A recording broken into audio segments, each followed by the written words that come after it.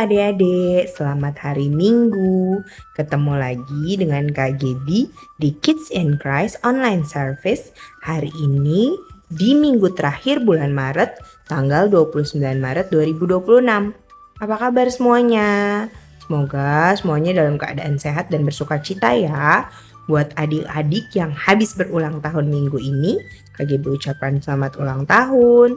Tuhan Yesus memberkati, tumbuh menjadi anak yang semakin pintar, sehat, menjadi berkat dan diberkati selalu. Oke adik-adik, sekarang hari ini kita akan masuk dalam cerita firman Tuhan. Judulnya hubungan yang didasari kasih Allah. Tapi sebelum kita masuk ke cerita sekolah minggu, kita mau berdoa dulu, lalu kita mau dengerin lagu sama-sama. Sekarang kita berdoa dulu ya. Mari kita berdoa. Tuhan Yesus, kami mengucap syukur Tuhan Yesus baik. Terima kasih buat pertolongan, penjagaan, berkat, dan kasih karunia Tuhan selama seminggu kemarin. Kami masih bisa sekolah, masih bisa beraktivitas. Saat ini kami mau bersekolah minggu secara online. Tuhan tolong kami supaya kami duduk manis, duduk diam, dan kami bisa mengerti cerita firman Tuhan yang disampaikan sehingga kami semakin hari hidup semakin tahu apa mau Tuhan dalam hidup kami dan menyenangkan hati Tuhan. Terima kasih buat semua hal yang sudah Tuhan berikan kepada kami. Kami buka ibadah sekolah minggu online kami. Di dalam nama Tuhan Yesus kami berdoa dan mengucap syukur. Haleluya, amin. Sekarang kita dengerin lagu pujian sama-sama. Let's go!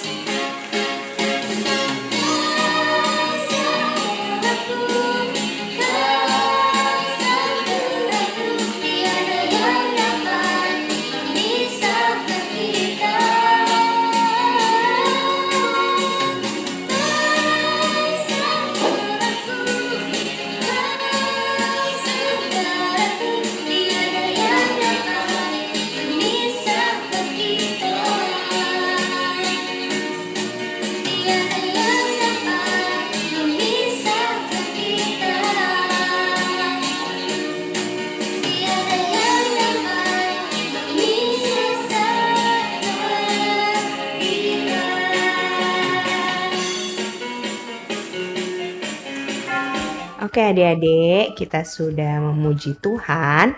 Sekarang kita akan mendengarkan cerita firman Tuhan ya. Tadi sudah Kak Gibi sebutkan judulnya Hubungan yang Didasari Kasih Allah. Kita belajar dari 2 Samuel 9, masih seputar Raja Daud. Tapi sebelumnya kita ingat-ingat dulu cerita sebelum-sebelumnya tentang sahabat Raja Daud yang namanya Yonatan. Yonatan ini adalah anak dari Raja Saul. Di 1 Samuel 20 ayat 42 dikatakan persahabatan Daud dan Yonatan dibangun di atas kasih Allah. Jadi Allah ada di antara mereka, di antara keturunan mereka. Itu adalah perjanjian yang dibuat oleh Yonatan. Nah, setelah Daud akhirnya naik tahta menjadi raja, biasanya kalau seseorang naik tahta menjadi raja, maka musuhnya, jadi misalnya dia seperti Daud menggantikan Raja Saul, mereka kan bukan berasal dari keluarga yang sama, maka biasanya keluarga Raja Saul akan dihabisi seluruhnya. Tapi Daud itu beda. Bedanya apa ya? Sebelumnya kita kenalan dulu ya, ada yang namanya Mephiboset. Kita ambilnya dari 2 Samuel 9. Jangan lupa dibaca ya. Mephiboset adalah anak Yonatan. Yonatan anak Raja Saul. Siapa Yonatan tadi? Yonatan adalah temannya atau sahabatnya Daud. Jadi waktu Mephiboset umur 5 tahun, saat itu terjadi perang dan Yonatan dan Saul meninggal di perang tersebut. Perangnya di Israel. Lalu Mephiboset cepat-cepat diangkat oleh inang pengasuhnya. Lalu mereka lari tapi terjatuh dan akhirnya Mephiboset cacat. Mephiboset masih hidup nih waktu Daud menjadi raja. Lalu Raja Daud memanggil Ziba. Ziba ini adalah hamba yang bekerja kepada keluarga Saul. Lalu dia bilang, aku mau menunjukkan kasihku kepada keluarga Saul karena Yonatan sahabatnya. Masih ada enggak keturunan Raja Saul? Terus kata Ziba, masih ada, namanya Mephiboset. Dialah anak Yonatan, tapi dia itu timpang. Terus Raja Daud suruh panggil Mephiboset. Datanglah Mephiboset. Lalu Raja Daud bilang, Raja Daud suruh Ziba dan seluruh keluarga Ziba untuk menjadi hambanya Mephiboset.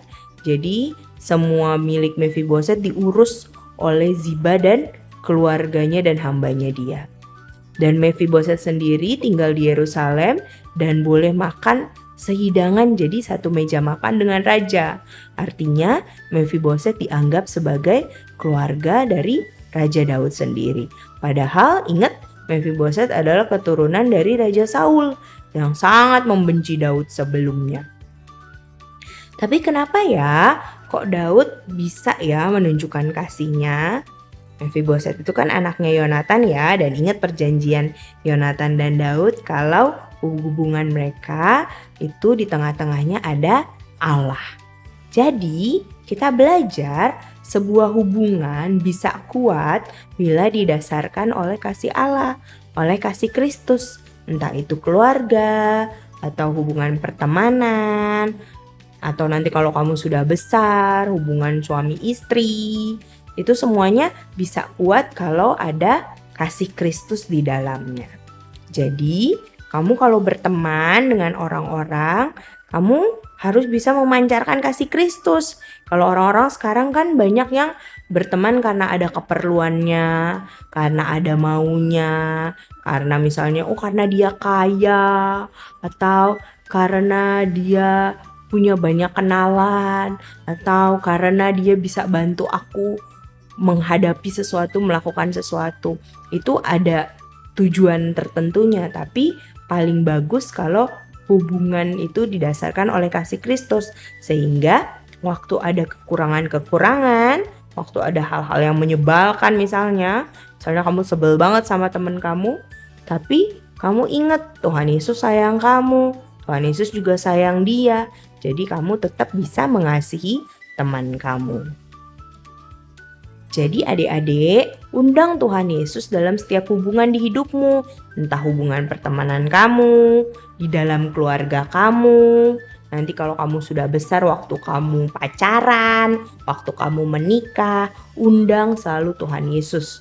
Waktu kamu bekerja, misalnya kamu punya bisnis, harus ada Tuhan Yesus yang menguasai, ya. Jadi kita harus ingat, hubungan yang baik, hubungan yang kuat, hubungan yang sejati itu bila didasarkan oleh kasih Kristus. Jadi jangan lupa untuk undang Tuhan Yesus dalam setiap hubungan di hidupmu. Mari kita berdoa. Terima kasih Tuhan Yesus baik.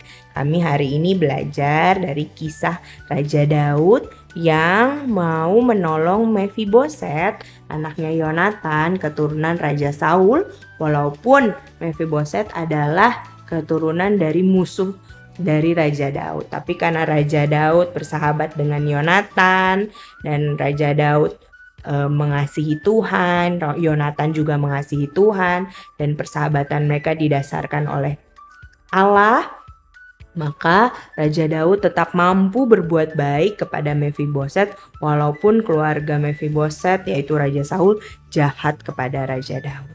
Tuhan Yesus, kami belajar untuk mengundang Tuhan dalam setiap hubungan kami, dalam pertemanan kami, dalam keluarga kami, dalam hubungan dengan teman-teman kami dimanapun kami berada. Tuhan tolong kami serahkan hidup kami supaya apapun yang kami lakukan berdasarkan kasih Kristus. Tuhan, kami sudah selesai dengan sekolah minggu hari ini. Tuhan memberkati selama 1 minggu ke depan. Berkati sekolah kami, berkati kehidupan kami, berkati keluarga kami, jauhkan dari mara bahaya, kecelakaan dan sakit penyakit, biar hidup kami terus mempermuliakan Tuhan. Terima kasih Bapa, terima kasih Tuhan Yesus, terima kasih Roh Kudus. Kami mengucap syukur, di dalam nama Tuhan Yesus kami berdoa. Haleluya, amin. Tuhan Yesus memberkati semuanya, bye-bye.